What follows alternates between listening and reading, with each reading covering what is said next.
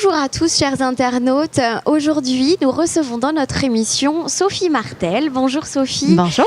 Vous êtes évidemment l'adjointe à la culture de la ville d'Andernos et vous êtes venue aujourd'hui nous parler du programme Sortir à Andernos, de toutes les choses qu'on va pouvoir faire ces prochaines semaines. Absolument. Dans votre belle ville d'Andernos.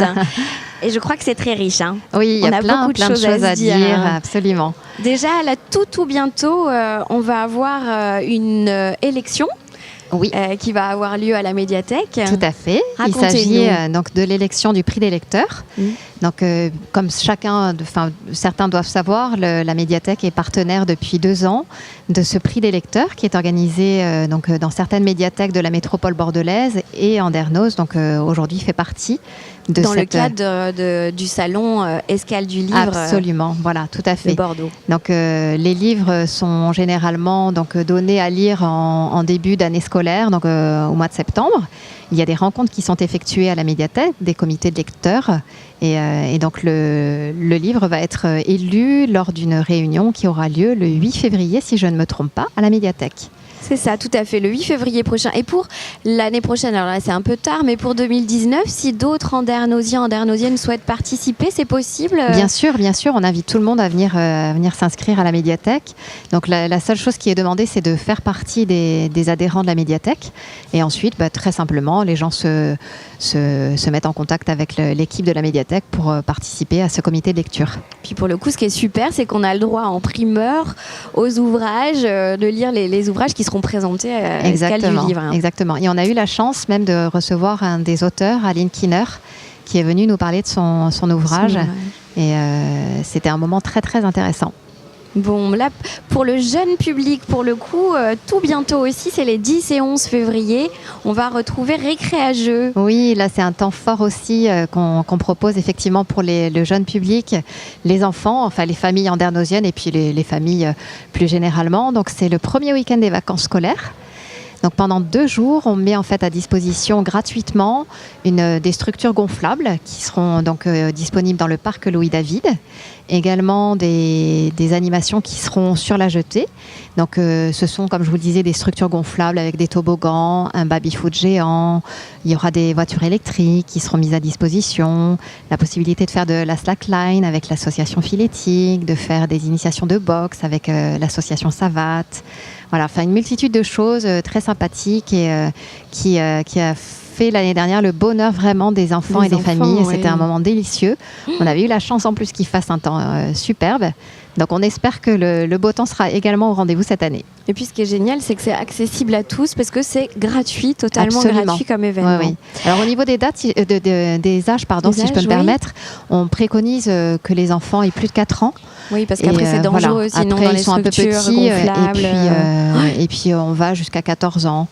Voilà, au niveau des adolescents. Pour la slackline, par exemple. Et puis ils peuvent faire du skate également avec l'association qui les accompagne. Bon, donc rendez-vous à tous les 10 et 11 février à Andernos pour Récréa-Jeux.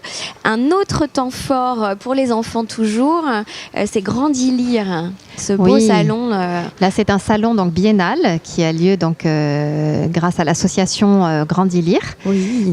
Donc c'est un moment vraiment très apprécié par les Andernosiens et plus généralement tous les gens du bassin et même de Bordeaux, où on a l'occasion de rencontrer des illustrateurs, des auteurs de livres pour la jeunesse. Donc il ne faut pas le rater parce que c'est vraiment donc une année sur 2 très intéressant. Cette année, il y aura des spectacles également proposés, une conférence également proposée à la médiathèque sur le sujet. Donc, sur l'apport de la lecture, je crois. C'est ça, absolument, c'est ça. Aux enfants, tout ce que ça va leur...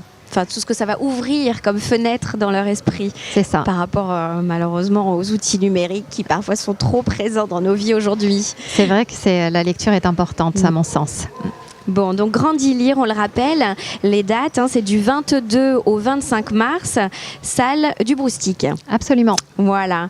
Autre temps fort, alors cette fois-ci, on est dans l'artistique original, c'est la grande lessive. Oui, alors c'est vrai que cette année, plus particulièrement, la médiathèque, l'équipe a vraiment mis en place un programme très éclectique. Donc on aura l'occasion d'en parler, mais il y a plein de choses qui sont proposées. Alors cette grande lessive, en fait, il s'agit d'une animation éphémère, collaborative, puisque l'idée c'est que chacun vienne prendre des photos à la médiathèque et qu'ensuite ces portraits soient affichés dans la ville et à la médiathèque. Donc sur un fil à linge, c'est ça le nom, voilà, la grande lessive. Donc ça c'est amusant, on va pouvoir se retrouver suspendus c'est ça. dans les rues d'Andernos. Et puis il va y avoir l'avant, j'imagine que voilà, c'est des moments d'échange, de rigolade, de partage.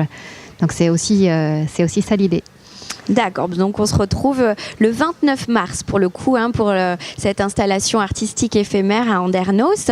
Ça fait déjà beaucoup de choses, mais on pourrait peut-être aussi parler, parce que la médiathèque est un lieu, je crois, important à vos yeux et dans lequel il se passe beaucoup de choses.